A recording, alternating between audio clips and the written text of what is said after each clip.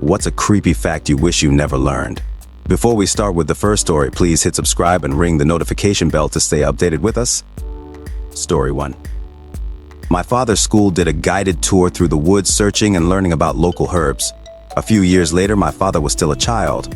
Police showed up and asked him if he recognized the man in a picture that they showed him. My father explained that he was the herbalist tour guide.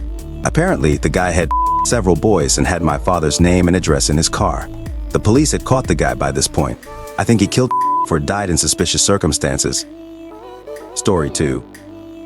I had to have a C-section when our daughter was born and heard one doctor say to the other doctor, "Pass me the uterus, I'm gonna clean it."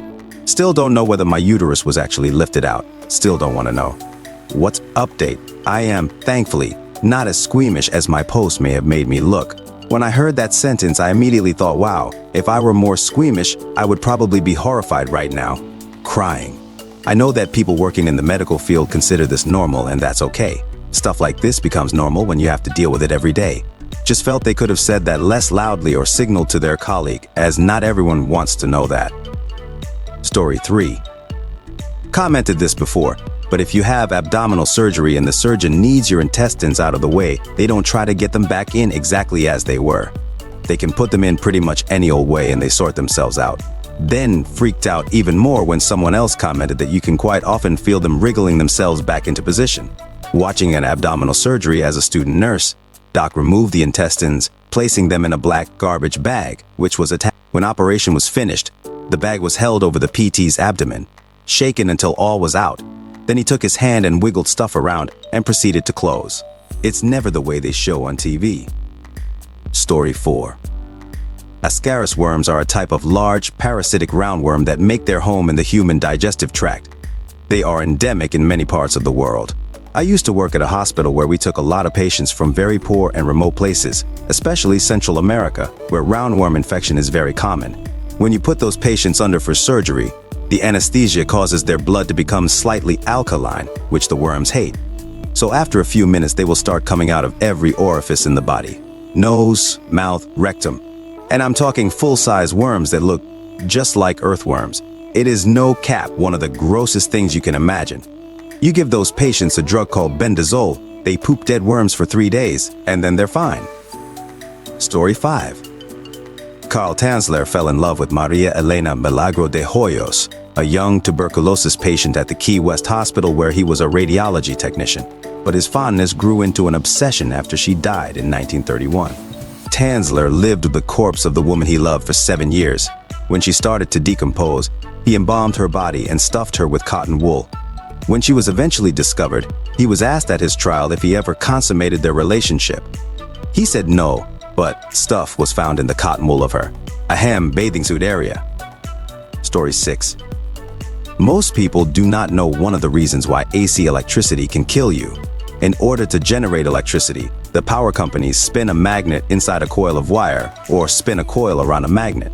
The angular frequency that the coil or magnet is spun at is about 50 Hz to 60 Hz. More than 30 milliamperes of AC RMS 60 Hz or 300-500 milliamperes of DC at high voltage can cause fibrillation, irregular heartbeat.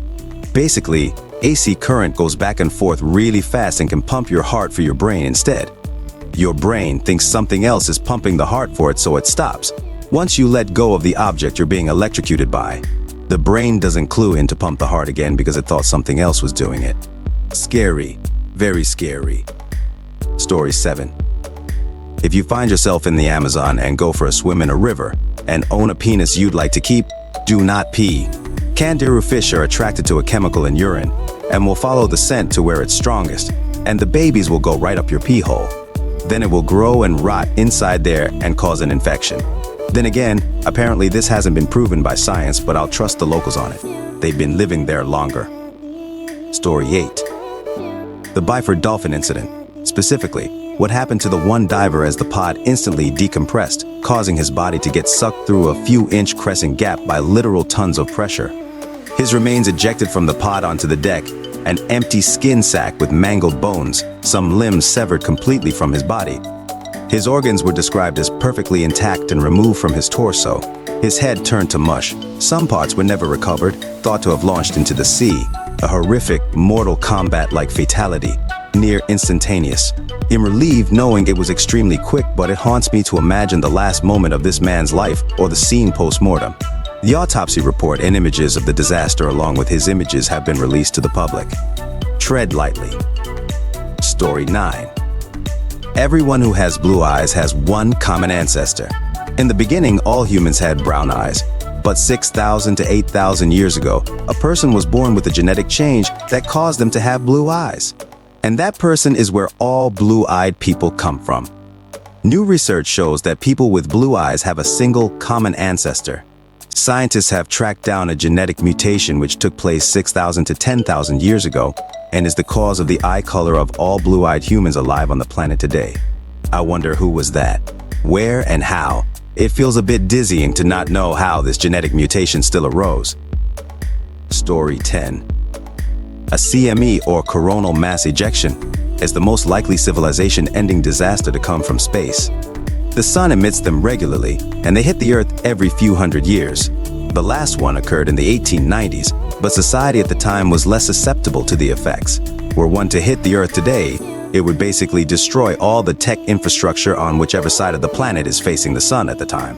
This would knock the affected hemisphere back into the stupid ages, and it would take decades to recover, altering the global balance of power forever. We could mitigate the effects, but it would be expensive, so we haven't and likely never will. At least not until the problem becomes real to people. By then, it will be too late. This is a much more likely scenario than an asteroid impact. Story 11. In the meteor apocalypse movies, it usually starts by some random research team discovering the meteor by accident, then figuring out it's headed for Earth. That's pretty much what we have to hope for. Those sons of are fast, like faster than you can imagine. In movies, it's this huge ball of fire that tears through the atmosphere in some cinematic masterpiece that allows the people below to see how they are. That's not true in real life. In real life, it goes from the edge of our atmosphere to the Earth in less than a second. It hits the Earth so hard it'll vaporize the ground it touches in itself, hitting with such force that the ground moves like you threw a boulder into a lake. Waves of Earth become fluid and destroy everything in a massive flux of destruction. But what's really scary is that it's cold. It's cold until it hits some type of atmosphere from a planet or space body. Because it's cold, it's hard to detect with just pointing instruments into space. Unless we are specifically looking for it, we won't see it. We won't know that we're about to all die. We won't know that a meteor is about to hit us until we see a literal tsunami of Earth outside our window about to kill us. That's why movies have people discovering it by accident, because the chances of us finding it on purpose are not good. Add on, this has gotten a bunch of attention, and I do see some people freaking. There is some good news in regards to this. Thanks to the sheer age of the solar system and the universe, a lot of the stuff that could have hit us has already hit us, or hit something before us. Moon craters, not just for our moon, show the impact of previous asteroids. Planets have already been bombarded by the stuff floating about. So while the chances aren't zero, they are fairly low. Also, we are a really small planet, literally a pale blue dot even before you leave the solar system, and damn near invisible once you leave the solar system. Story 12. Pitesti experiment in Romania, overseen by the Soviet Union, probably the worst thing that humans have ever done to other humans, makes Unit 731 look like daycare. Communist Russia was probably the most evil human organization to ever exist. It was basically an experiment to prove souls don't exist, that any human, no matter how resilient, can be broken or demasked into an animal like a slave. And they proved this by killing the human spirit with 24/7 torture, degradation, brainwashing, and humiliation. Besides the obvious brutal violent stuff like eating your own vomit and being forced to desecrate every sacred belief you ever held until you totally broke. And they did this to the most resilient anti-communist student activists, and they all broke. Then they forced them to be torturers for their fellow comrades, with the threat that if any of the tortured admitted that they were the guard that showed them a shred of mercy or leniency, they would be sent back to the beginning of the program to experience it all again, which most did several times. If these prisoners were given even the slightest chance, they instantly tried to commit suicide. Some even chewed through their wrists to get to their veins, which the communists solved for by knocking out all of their teeth. One of the biggest mistakes the Western world made was not make the crimes of the Soviet Union more known. Everyone should know this happened. That yes, there was an organization of people much worse than even the Nazis. Story 13. There are at least 2 species of plants that eat mammals. One of them is native to California. The jumping cholla grows in such a way that vibrations from large nearby creatures walking past can break the weak stems of the plant, causing the cacti buds to fall over and pierce the skin of the animal. The spines of the cholla are like arrowheads on a microscopic level, causing them to get stuck fast into the animal's skin. Over time, the open wounds hinder the movement of the animal and begin to fester, eventually leading to starvation or predation or infection, and a dead body full of moisture for the young cholla buds to grow with. The other plant, the puya, is known as the sheep eater. Its thorns have possibly evolved to get tangled with alpaca wool, trapping the beasts and waiting for them to die of thirst, so that their bodies provide nutrients to the plant. Story 14. When you have to dissect animals in college for a biology degree, the domestic animals, such as cats, come from shelters.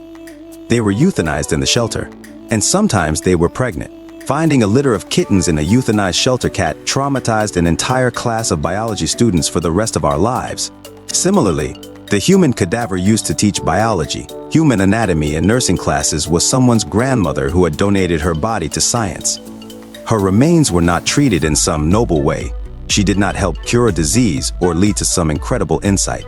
She decomposed in a cement room in an outdated school building with no air conditioning or refrigeration. While students were forced to endure the stench of rotting flesh, while the professors dismantled her liquefying remains without an ounce of respect. Chatting gleefully and laughing while the nauseating sound of a bone saw chewing through her skull echoed through our own heads, and then poking and prodding her brain as if it were jello, and joking about how shriveled it was. Absolutely no respect for who this woman was in life, who she was to someone else, or that she had intended for her body to help further humankind's understanding of itself. Story 15. Penguins and ducks are some of the most disgustingly sexually f***ed up animals.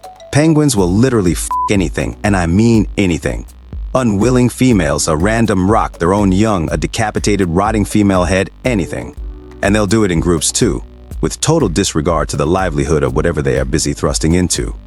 In the early 1900s, some scientists in Antarctica captured a ton of penguin compilation on camera, which led to the lead scientist suffering what would now be called PTSD from it all. IRC, they also hid the original copies of the files and pictures for a long time because they didn't think that the public should know about them due to the sexual depravity of it all. Now, if you think about it, the desolate and unforgiving environment that penguins are in is almost certainly the reason why they develop such adaptations. But ducks have very little reason to be such creatures. Ducks have the most vile, violent, rapey, and downright horrible sex, like straight out of a snuff film.